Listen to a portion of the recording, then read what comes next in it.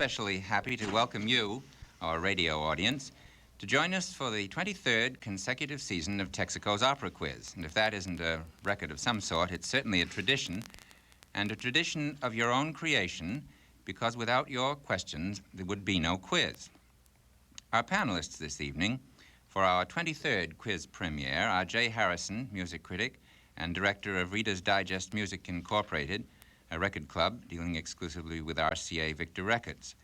Then there is Walter Slezak, whom we usually introduce as a star of stage, screen, television, and opera, but that isn't enough anymore because Mr. Slezak has now invaded still another field of the arts, and he's become a successful author.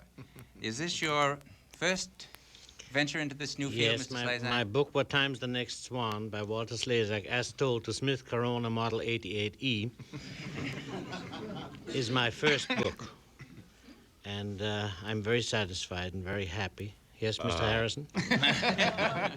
I must say, you know, Mr. Slezak is very shy, not to mention backward, but very shy. Yes, I know. And the book, which is neither autobiography or biography, has been so hilariously successful. It's such a fun book that there are rumors around that another one is going to come along. Ah, well, that sounds good. That patter sounded rehearsed to me, Mr. Downs. I'm sorry. Well, Mr. McEwen. And I see Mr. Slezak paying Mr. Harrison, which looks very suspicious indeed. Well, I'm sure most of you recognize that voice of Mr. McEwen, the manager of the classical division of London Records. And then we have a fourth special guest, whom we welcome with great pleasure, the American mezzo-soprano, Regina Resnik. We haven't seen or heard you, Miss Resnik, since your gruesome or marvelous performance of Clytemnestra last season. What have you been up to since in the operatic world? Well, I haven't written a book yet. I'm going to get to that in a little while. I hope Mr. Harrison gives me his wonderful applause, Mr. Slezak. I hope you write such a wonderful book. Touché, Walter. I've been halfway around the world and back since you've seen me last. Buenos Aires, Hamburg, Paris, Berlin. I've just come back from France, as a matter of fact. Oh, and that was where you did your Carmen, wasn't it? Your first Carmen in France? That's right. I think you got a fabulous crop of reviews from that one. I gather that the Paris critics were there, and there's one that I saw, what the critic of the Figaro said, namely that Regina Resnik is, as he said, quite simply the greatest Carmen I've ever seen or heard. You really got something to live up to there. Yes, I heard it. Yeah.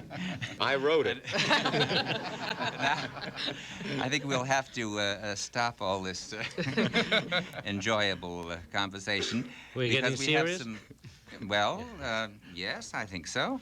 I think we have some very interesting questions here. And here's our first one, which comes from Saul Wenger of Brooklyn, New York.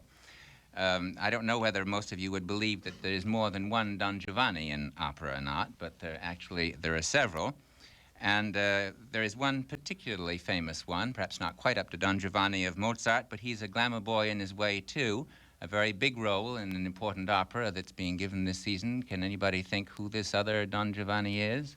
Mr. McEwen? It's the tenor in today's opera. Isn't he called Don Juan of Aragon or something like that? Well, sounds like can a you song remember title his exact, to me, he but still. introduces himself, and since it's Italian, he is Don Juan, but he calls himself an Italian Don Giovanni, of course. Mm-hmm.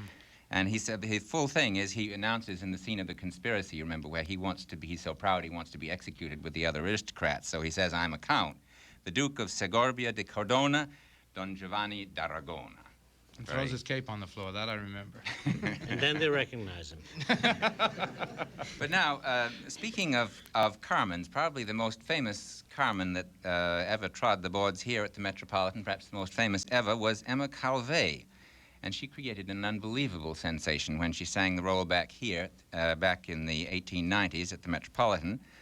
But Bernard Shaw, who was, after all, a great music critic, particularly disliked Calvé's interpretation for making Carmen what he called a superstitious, pleasure-loving, good-for-nothing, with no power but the power of seduction. She exercises without sense or decency, says Mr. Shaw. And Mrs. Elizabeth Phillips of New York City wants to know what the panel think of these remarks of Shaw and how they think Carmen should be played. Mr. Slezak. I will agree with Mr. Shaw. I don't know, I haven't seen Madame Calvé because there's a certain time lag. But I think that Carmen is a gypsy floozy. And if she had nothing else to recommend her her power of seduction, I'm all for it. Well, I don't mean the wiggling, because it's hard to seduce somebody by wiggling. But I mean, I think she's a very, very seductive girl. Oh, well, I think everybody would agree with you about that, but it doesn't seem to me that you're really agreeing with Mr. Shaw. Mr. McEwen. Well, Mr. Downs, I disagree completely with Mr. Slezak and his interpretation of what Mr. Shaw says. I think that Shaw must have been right about Calvé. From everything I've read about Calvé, she played Carmen as a girl of loose morals and shocked the inhibited public of her time in every possible way. She sort of did it as some kind of a nut. But I think she was wrong, and I think Shaw was right. This is not the way to play Carmen. She has a lot more than seduction. And the most important thing to her about me, at least about her to me, is that she has a great dignity, a gypsy sort of dignity. And she believes what she's doing, and she does it full of conviction. She's a typical gypsy, but a grand gitane, a big gypsy. Yeah. Well, I'm interested by your saying that, because I had the experience back in 1932, I think it was, of meeting in Paris Léry, who was the first José in the original production of Carmen. And of course, I took the opportunity to ask him about the interpretation, how Gallimarié had done it and what Bizet wanted and so on. And he said very much what you say, that they wanted a Carmen with great dignity and tremendous courage, a certain amount of steel in the character, but not somebody who was just a sloppy morally in other ways. Mr. Harrison. Well, one of the things that I think is wrong about Carmen, as it's usually given, is that you don't, in the opera, it is not necessary to seduce the people by wiggling your hips and so forth and throwing your arms around. Everything that's seductive about Carmen is in the notes, it's in the voice. And if you can't seduce your José and Escamillo and so forth with those notes and with the kind of quality you produce in the voice, then you're doing a play, you're not doing an opera. And I think that, as far as I'm concerned, my colleague to the left, Miss Resnik, did exactly that when I heard her sing Carmen. Oh, I wish I'd heard it myself. Miss Resnik. Thank you, Mr. Harrison. Well, I've seen pictures of Madame Calvé, and that tight corset looks anything but loose. And she might have wiggled, but she wasn't. She didn't do it loosely. That's to come back to Mr. Shaw, but to come back to Carmen, I think that Mr. Harrison has put his finger really on the core of Carmen, and that is that she's neither Mérimée nor loose nor wiggly. She is what Bizet wrote in the music. And the music of Bizet is so magnificently described in so many colors and in so many different ways, in turns of phrase and in dynamics, that if one sings the music that is written by Bizet, then she doesn't have to do anything. She's already irresistible. She has the quality in the music of making her voice and the words she's saying do everything for her. I disagree. If Madame Calvé played it that way, then I must disagree, because she was purely and simply a gypsy and lived by that code. If that code was loose at the time, then that's what we would call loose morals. However, I think that the greatness of Carmen is the death of Carmen. The greatness of Carmen is the degradation of the story of José in his love for this woman, whose moods were so different.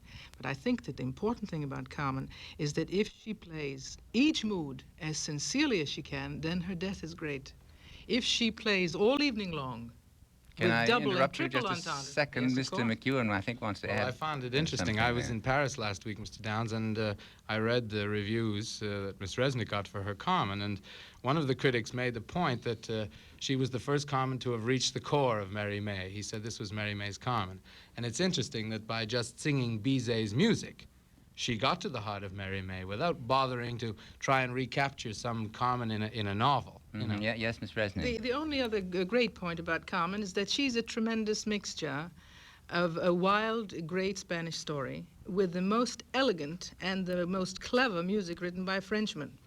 And to portray the character of this woman on the stage by acting her as Mérimée wanted her, but singing her as Bizet intended her, is probably the greatest challenge of all. The other thing I must say about Madame Calvé, and for everyone, is that Carmen is for every Carmen who plays her and for every man who loves her in the audience, a different character. So Madame Calvé has to be she has to be defended. Loose corsets, tight corsets, and all that.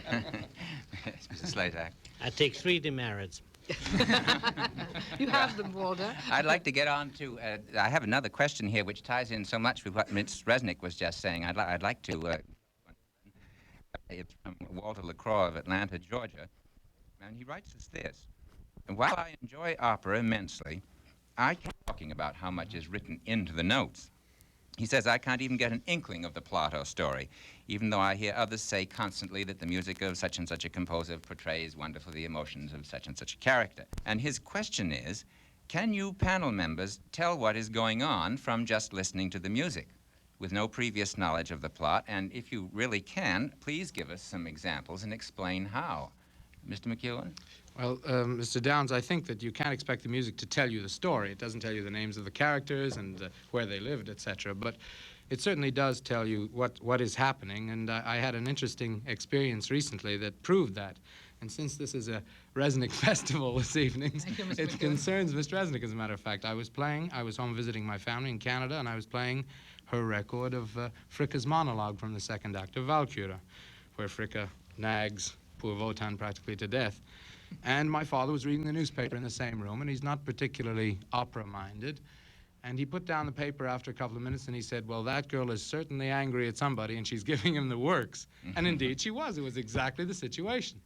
And it proves that the layman can very often hear the exact situation in the music. And the that's exact what opera emotion, is. But would you say the dramatic situation well, as well as the emotion? He did describe, in effect, the dramatic situation, didn't he? I suppose he did, yes. Mr. Slezak. I think you can get an overall mood, but it helps very, very much if you know what it's all about. As a matter of fact, if you hear the Ride of the Valkyries, it may be something, some picture of imagination, but if you know that 8 or 9 girls dressed as warriors are riding horses above the clouds, I think it helps. It wouldn't offhand hit on that picture, Miss Resnik. Yes, but, you know, I have only one thing to say about these stories and knowing everything that's going on. I think I would have been much more fortunate if nobody had told me the story of Trovatore before I decided to sing Azucena.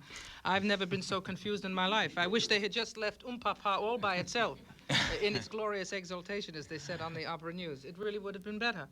Because very often you don't want to even know the story. Who wants to be confused by the story of Ernani when you can hear Ernani in Volami, sung by Price, and you know how she feels? Oh, I disagree. I want to know the story. Mr. Harrison. Well, I quite agree with you. As a matter of fact, if a composer sets about taking a libretto and putting it to music, obviously he knows pretty well what the story is itself. Oh? And the composer, as a result, tries to reflect it. I don't believe, frankly, I don't think there's any chance of getting everything out of opera just by listening to the music and hearing the singing.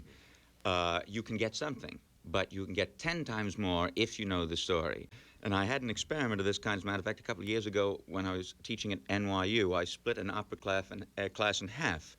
One half got the libretto of Tosca, the other half none. And when they heard the opera, the half that didn't know the story knew that there was passion involved somewhere, but they couldn't center it, they couldn't localize it. The other half that knew the story followed every single line. Yes. And there are music students who don't know Tosca? There are music students that don't know Slezak. That's understandable, but Tosca. Well, Mr. Just Downs, a minute, Mr. Resnik. Oh, thank you. I do think, however, despite my being funny about Trovatore, is that even in the great Papas of Verdi, there is no question, even though the bar begins that way, the Papa sounds the same before Stride la Vampa in Trovatore, sounds quite the same before Libiamo in Traviata, and sounds almost the same before Di Quella Pira. But there is no question, even without the score and without the words, that the mood of the way Verdi wrote that music would portray the difference between a kind of traumatic experience of Azucena, as opposed to the drinking song of Violetta, as opposed to the exaltation of this great fighting song of I don't think in the classic operas, perhaps, if we go back very far, that we could find too many. Oh. No, I think we could have a long argument about those classic operas, because I think that they're just as eloquent in their way and as specific in their way. There's an example. You know what those bells mean. But he knows the story. That's one thing I can recognize, too. They're part of the tradition, I guess, and they mean, as you know, no more questions for tonight. So thank you very much, Regina Resnik, Terry McEwen, Jay Harrison, and Walter Slezak. This is Edward Downs inviting you to be with us again next week, not in the evening, but at our regular Saturday afternoon matinee time, for another session of Texaco's Opera Quiz during the second intermission of Cavalleria Rusticana and Pagliacci.